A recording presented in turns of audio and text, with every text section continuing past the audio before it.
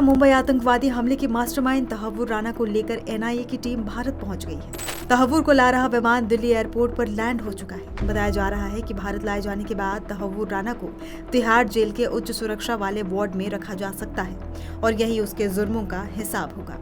इस आतंकी को भारत का कानून इंसाफ की तराजू पर तौलने के लिए पूरी तरह से तैयार है, लेकिन सवाल उठ रहे हैं कि अब तक तहव्वुर राना को भारत क्यों नहीं लाया गया था।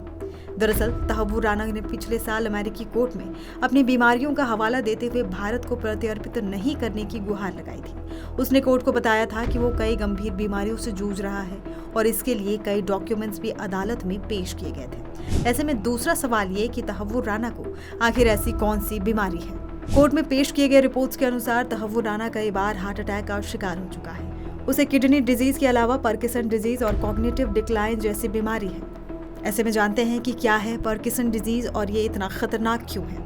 पार्किंसंस डिजीज ब्रेन से जुड़ी एक बीमारी है जो धीरे धीरे बढ़ती है। ये एक ऐसी बीमारी है जो ना आवाज करती है ना दर्द देती है, लेकिन धीरे धीरे शरीर की सारी गतिविधियों पर नियंत्रण करना मुश्किल बना देती है। दुनिया भर में लाखों लोग इसकी गिरफ्त में हैं, लेकिन फिर भी जागरूकता बेहद कम है।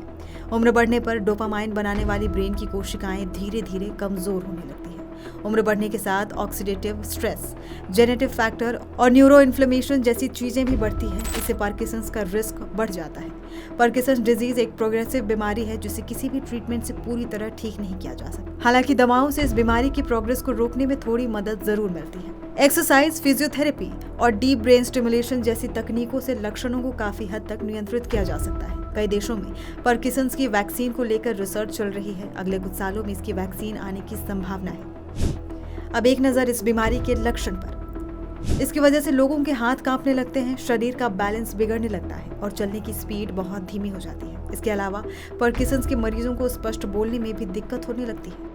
इस बीमारी का खतरा 50-60 साल से ज्यादा उम्र के लोगों को अधिक होता है, लेकिन कुछ मामलों में ये 40 की उम्र में भी हो सकता है, जिसे अर्ली ऑनसेट पार्किंसन कहा जाता है।